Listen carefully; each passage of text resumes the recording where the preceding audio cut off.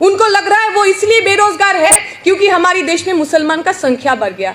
उनको लग रहा है इसलिए उनकी देश में गरीबी है, उनके घर में गरीबी है क्योंकि मुसलमान बाहर से आए थे और हमसे हमारी सारी संपत्ति लेके वो भाग गए। ये जो सोच है, ये जो नफरत पैदा उन्होंने किया है, बीजेपी आरएसएस 2014 साल के बाद से हमारी देश के अंदर इस नफरत को हमारे दिमाग में घुसाया है। जिस तरीके से उन्होंने स्टेट अपैरेटस को यूज किया है, आप क्या बोलेंगे, आप क्या सोचेंगे, उसके ऊपर उनका कब्जा है। वो तय करेंगे आप पीएचडी किस पे करेंगे, वो तय करेंगे आप आर्टिकल किस पे लिखेंगे, वो तय करेंगे आप ये मंच पे खड़े होके क्या बात कहेंगे, क्या बात नहीं कहेंगे। इस मंच से मैं याद करना चाहती हूँ हमारी कॉमरेड, हमारी साथी उमर खालिद, पिछले इतने दिनों से 1 साल से ज्यादा हो गए वो जेल के अंदर है। कहीं पे उनका बेल नहीं होता, कहीं पे उनका सुनवाई नहीं होता। और हमने देखा कुछ दिन पहले गुजरात के अंदर बिल्किस बानो के जो गैंग रेपिस्ट थे, किसी के घर में शादी है इसलिए उनको पैरोल में छोड़ दिया गया। इस देश का जो सरकार है आपके सामने खुली चुनौती दे रहा है। अगर आप गरीबों के बारे में बात करेंगे, छात्रों के अधिकारों के बारे में बात करेंगे, नागरिकों के अधिकारों के बारे में बात करेंगे, इस देश के अंदर संविधान को लेकर बात करेंगे, आप जेल के अंदर रहेंगे। लेकिन अगर आप बीजेपी आरएसएस करेंगे, हिंदुत्व की राजनीति करेंगे, अगर आप मुसलमान औरतों के साथ गैंग रेप करेंगे तो आपके लिए खुली छूट दिया जाएगा। हम लोगों को तय करना पड़ेगा हम किसके साथ रहेंगे। उनके साथ रहेंगे जो लोग इस देश को धर्म के नाम पे, मजहब के नाम पे बांटना चाहता है, या फिर उनके साथ रहेंगे जो इस देश को बांधना चाहता है, जोड़ना चाहते हैं। हम लोग ये स्लोगन देते हैं कि अगर वो हमें नफरत से तोड़ेंगे तो हम भी भगत सिंह के औलाद है, हम भी इनकलाब से जोड़ेंगे, हम हार नहीं मानेंगे, सर नहीं झुकाएंगे। वो कोशिश कर रहे हैं हर दिन हर रोज आके सावरकर को नेता बनाने का, सावरकर को हीरो बनाने का। कौन था सावरकर जब हमारी देश की लड़की, हमारी देश की लड़कियां, हमारी देश की नौजवान इस देश को आजाद करने के लिए अपना जान दे रहे थे। सावरकर सेलुलर जेल में बैठ बैठ के माफीनामा लिख रहे थे कि हमसे बड़ी गलती हो गई, हमें माफ कर दो, इसके बाद हम ब्रिटिश के खिलाफ, ब्रिटिश राज के खिलाफ एक वक्त नहीं, एक आवाज नहीं उठाएंगे। आज उन्हीं के वो गुर्गे हैं, उन्हीं के प्रोजिनी हैं। हम देखते हैं दिल्ली यूनिवर्सिटी के अंदर डूसू का प्रेसिडेंट, अगर मैं गलत नहीं हूं, वो क्लास के अंदर घुस जाता है, कोई क्लास ले रहा है, कोई टीचर है, उनको धमकाता है, डराता है। हम कह रहे हैं कि जो स्ट्रक्चर है उसके खिलाफ बात करना कोई गलत बात नहीं है, ऑफकोर्स करना चाहिए, पर किसके खिलाफ बात कर रहे हो आप? कहाँ थे ये डूसू के एबीवीपी के लोग जब हमारे यूनिवर्सिटीज के अंदर फीस बढ़ोतरी हो रही थी? कहाँ थे ये एबीवीपी के लोग जब हमारे स्कॉलरशिप हमसे छीने जा रहे थे? कहाँ थे ये एबीवीपी के लोग जब हमारी देश के अंदर हमारी यूनिवर्सिटी, हमारी कॉलेज, हमारी स्कूल वो व्यापारियों के पास, कॉरपोरेट के पास बेच दिया जा रहा था? जब हमारा भविष्य हमसे छीना जाता है, जब हमारा भविष्य हमसे लूटा जाता है, तब एबीवीपी, अखिल भारतीय विद्यार्थी परिषद एक बात नहीं करता। पर इस देश के अंदर जहां जहां पे जमहूरियत है, जहां जहां पे आप और हम जैसे लोग बात करते हैं हमारा गला कुचलने के लिए, हमारा गला दबाने के लिए, वो सबसे पहले आ जाते हैं। पूरी देश के अंदर एक बहुत डिप्रेसिंग माहौल है। अगर हम लोग यहाँ पे बैठ के ये नाकार दे के नहीं देश में सब भला चंगा चल रहा है, तब तो हमारे में और नरेंद्र मोदी में कोई अंतर नहीं रहेगा। वो भी कहते हैं सब चंगा सी, हम भी कह देंगे सब चंगा सी। नहीं है सब चंगा, नहीं है सब कुछ ठीक, दुख का माहौल है, परेशानी का माहौल है। लेकिन इसके खिलाफ भी, इस दुख के दौर में भी, इस अंधेरे की दौर में भी कुछ लोग गाना गा रहे हैं। हमने देखा है हमारे किसानों ने पंजाब से चल के आ गए थे, दिल्ली 1 साल तक बंद करके रख दिए थे। वो ट्रैक्टर में बैठी हुई जो माँ जो कहती है कि मैं सिर्फ किसान की पत्नी, किसान की बीवी, किसान की माँ नहीं हूँ, मैं खुद किसान हूँ, मैं अपने अधिकारों के लिए यहाँ पे आया हूँ, वो किसान माँ हमको सपना दिखाता है। हम जब देखते हैं जेएनयू के अंदर जितने भी लेफ्ट संगठन है, प्रोग्रेसिव संगठन है, एबीवीपी के मारपीट के खिलाफ उनकी आंखों में आंख डाल के लड़ाई करते हैं और जेएनयू के अंदर इलेक्शन कराते हैं, हमको लगता है वहाँ पे होप है, वहाँ पे आशा है।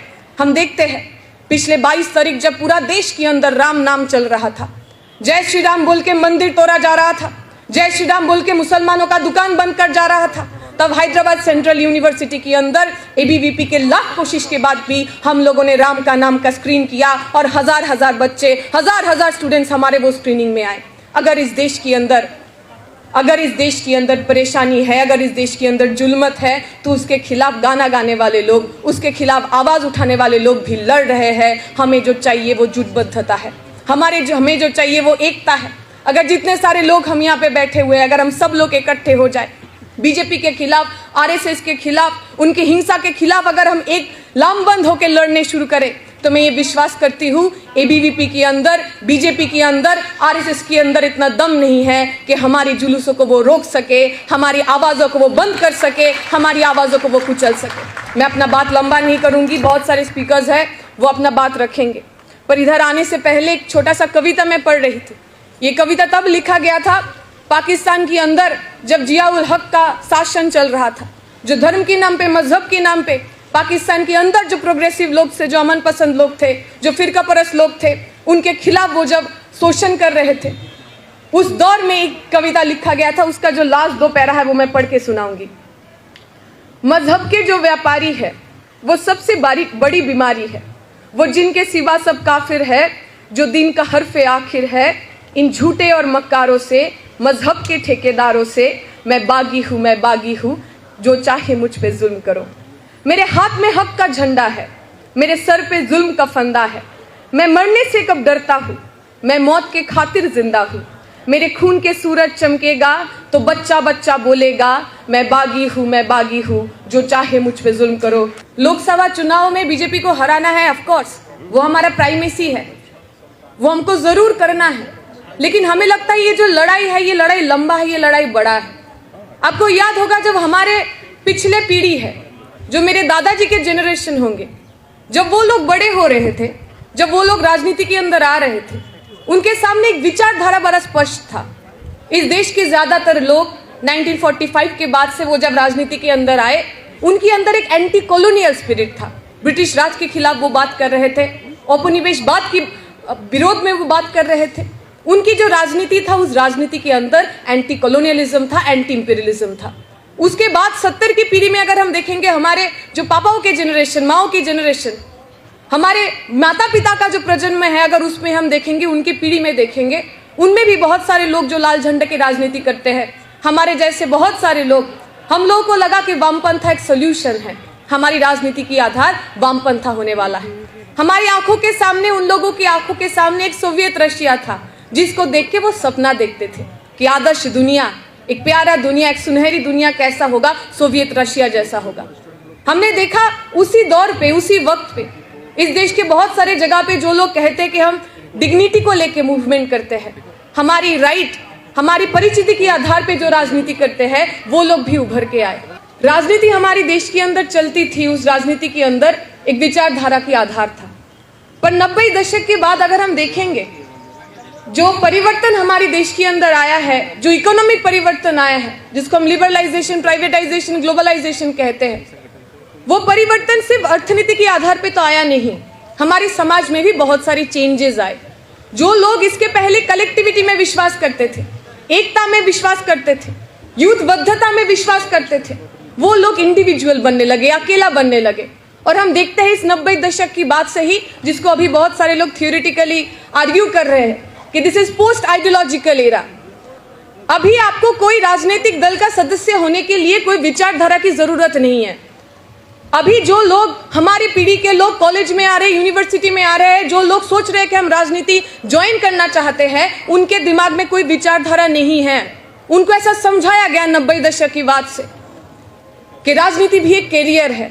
जैसे लोग पढ़ाई करते हैं, इंजीनियर बनते हैं, डॉक्टर बनते हैं, वैसे आपको भी छात्र नेता बनना पड़ेगा अपने कॉलेज में जाके, तभी आगे जाके अपने कैरियर में आप राजनीतिक बनेंगे। ये जो आइडियोलॉजिकल वैक्यूम है, ये जो शून्यता है, आज के दिन 2024 में खड़े होकर अगर हम देखते हैं, हमारी पीढ़ी के लोग, हमारे जनरेशन के लोग जय श्री राम बोल के, हिंदुत्व का झंडा लेके मस्जिद तोड़ने जाते हैं, तो वो इसलिए है क्योंकि वो जो आइडियोलॉजिकल वैक्यूम तैयार हुआ था 90 के दौर से, उस आइडियोलॉजिकल वैक्यूम में आके आज नरेंद्र मोदी कह रहा है, आज बीजेपी कह रहा है कि ये हमारा सोल्यूशन है, ये आपका सोल्यूशन है। 90 दशक की बात से क्राइसिस बड़ा है, लोगों के पास शिक्षा नहीं है, नौकरी नहीं है, गरीबी बड़ी है। हमारी पापा की पीढ़ी, हमारी मम्मियों की पीढ़ी, जो इन सारी क्राइसिसों का सवाल, इन सारी क्राइसिसों का जवाब मार्क्सवाद में ढूंढ रहे थे, वामपंथा में ढूंढ रहे थे, हमारे पीढ़ी में आके बहुत सारे लोगों के पास वो सवाल का जवाब नहीं है। उन्हें लग रहा है हिंदुत्व उनके लिए सोल्यूशन है।